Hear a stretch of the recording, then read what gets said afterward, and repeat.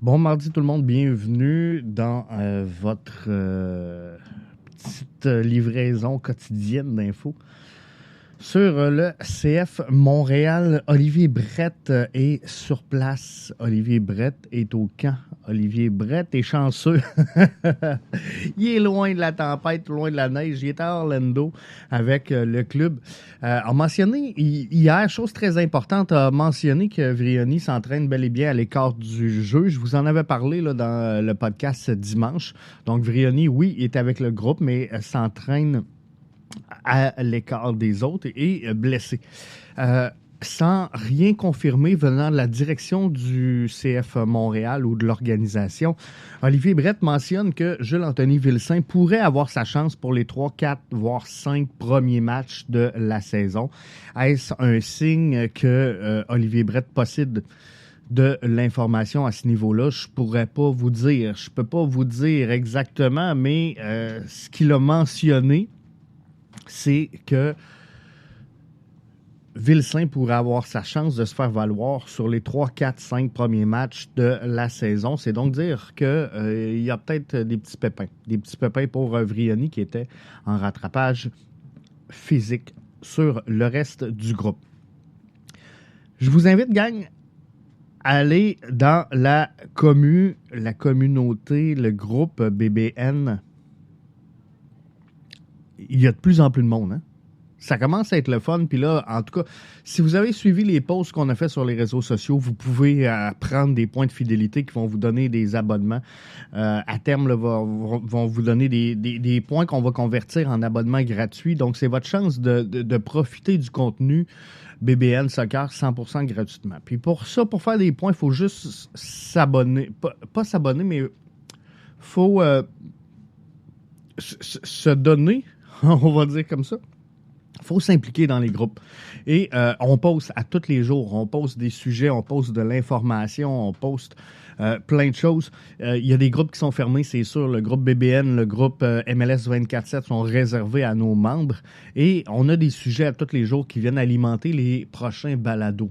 Et vous allez le voir, là, l'information qu'on vous livre, le contenu qu'on vous livre à BBN, il n'y a personne qui vous le livre. On fait différent, on a toujours été différent, on lit d'une façon différente et on sont différentes. Donc, je vous donne un exemple.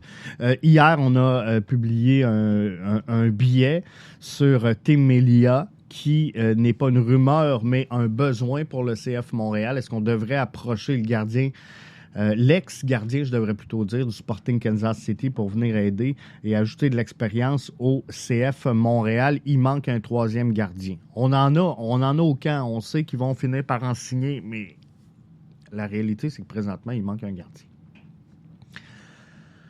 On sait que le CF Montréal est jeune.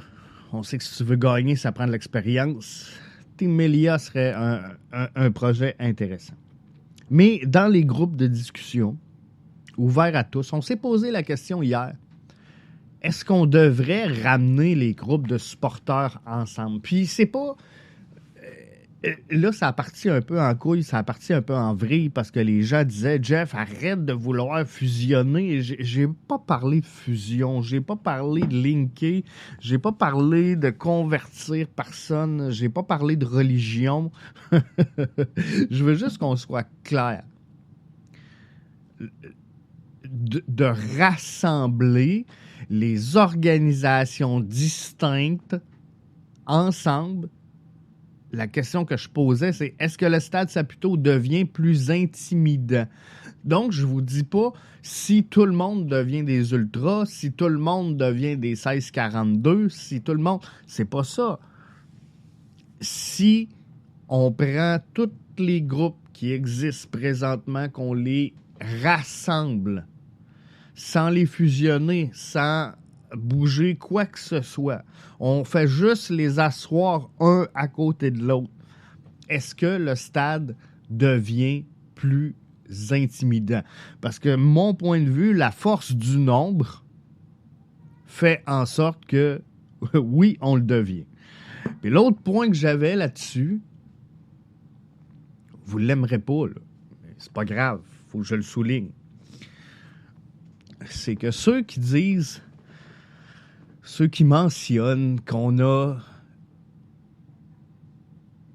pour une fois, on a une différenciation du reste de la Ligue. C'est unique, ce phénomène-là, à Montréal. Il faut protéger ça.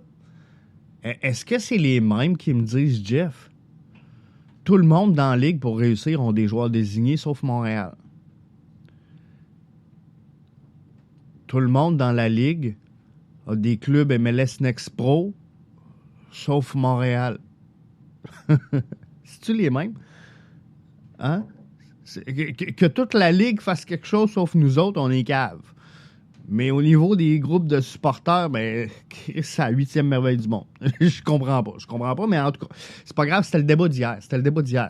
Le débat d'aujourd'hui, gang, puis je veux vous inviter à aller participer dans la communauté. Vous allez ramasser des points de fidélité en plus. CF Montréal, Toronto FC. Est-ce que c'est une vraie rivalité? Est-ce qu'il y a encore une rivalité qui existe sur le terrain? J'ai l'impression, vu de l'extérieur, que c'est quelque chose qu'on entretient par la Ligue. J'ai l'impression que c'est quelque chose qu'on entretient par les médias. J'ai l'impression que c'est quelque chose qu'on entretient par les créateurs de contenu.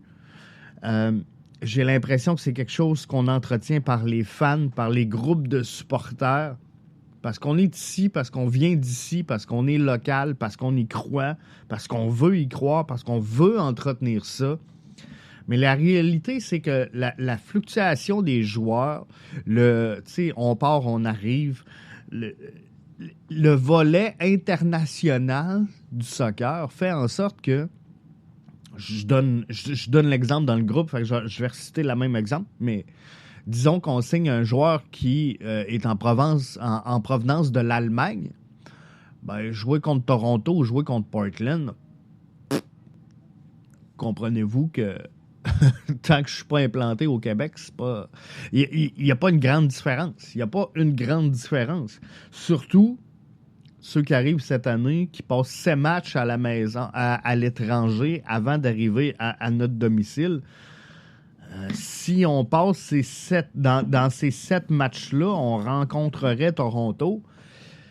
Pas sûr que la rivalité, elle est si importante pour eux. Fait que je veux avoir votre opinion. Puis là, venez pas me le marquer sur Twitter, venez pas me le marquer sur Facebook. Prenez le temps, gang, ça prend 1 minute. Cliquez sur le lien, puis venez le marquer dans la communauté. Venez le marquer dans la communauté. Et juste vous donner des précisions, parce que la commu, on reçoit énormément de messages sur comment ça marche, c'est quoi la patente. C'est littéralement un réseau social. Et vous pouvez, comme si vous seriez sur Twitter, sur X, sur Blue Sky, sur Facebook, vous pouvez créer des posts. Vous pouvez lancer des sujets de discussion. Vous pouvez rajouter des sons, des photos, rajouter des vidéos. Vous pouvez mettre des Twitter. Vous pouvez mettre n'importe quoi là-dessus. C'est sûr que il va y avoir un processus de modération qui va se faire. On en comprend, mais on parle que soccer. On parle que foot. Donc, t'as pas 2-3 sujets qui viennent couper ton fil de discussion. Donc, si tu scrolles sur toutes les posts, là, c'est que du soccer. Que du soccer, que de la MLS, que du CF Montréal. C'est ça, la commu BBN. Donc, c'est un endroit intéressant, mais là, on veut que les gens s'impliquent. On veut que les gens créent des posts. Parce que là, il y a des posts, oui, c'est juste moi qui les ai faites. Fait que venez mettre des posts, venez interagir, venez poser des questions. Vous pouvez mettre des sondages, vous pouvez mettre n'importe quoi. On va avoir du fun. On va avoir du fun, mais tranquillement, pas vite, on va s'impliquer. Puis j'imagine qu'avec le lancement de la saison ce samedi, ben, ça va réagir encore plus. Fait que on vous attend là-dessus. Pour les membres BBN, pour les membres MLS 24/7, nos abonnés, juste vous dire qu'on vous a présenté le premier Power Ranking hier. La vidéo est en ligne sur BBN TV. On vous a réservé également des podcasts en audio. C'est disponible en audio, fait que vous pouvez aller le chercher. On l'a mis dans les groupes réservés. Et on prépare aujourd'hui le MLS 24/7 de demain. On s'interroge sur les nouveaux venus. Qu'est-ce qu'ils vont ajouter? Et on se parle des rivalités, justement.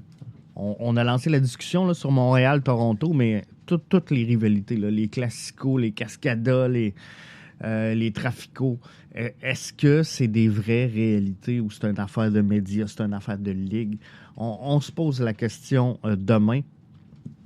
Et on regarde, bien sûr, les nouveaux venus. Si vous tripez sur la MLS plus que sur le CF Montréal, allez voir mon dernier billet, Evander versus Luciano Acosta.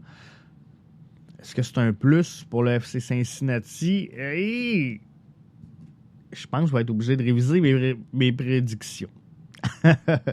Mais non, je vais les assumer, gang. Je vais les assumer. Hey, là-dessus, je vous souhaite de passer un excellent mardi. On se retrouve demain pour les membres MLS 24/7 et samedi. Kick-off. Si je ne suis pas là, ça va être Cédric. Je m'en vais en vacances demain. Donc, si je ne suis pas là, ça va être Cédric. Mais il y aura un avant-match, il y aura un match, il y aura un débrief. Bref, on va vous tenir au courant de tout ce qui se passe avec le CF Montréal et sur l'ensemble de la Ligue.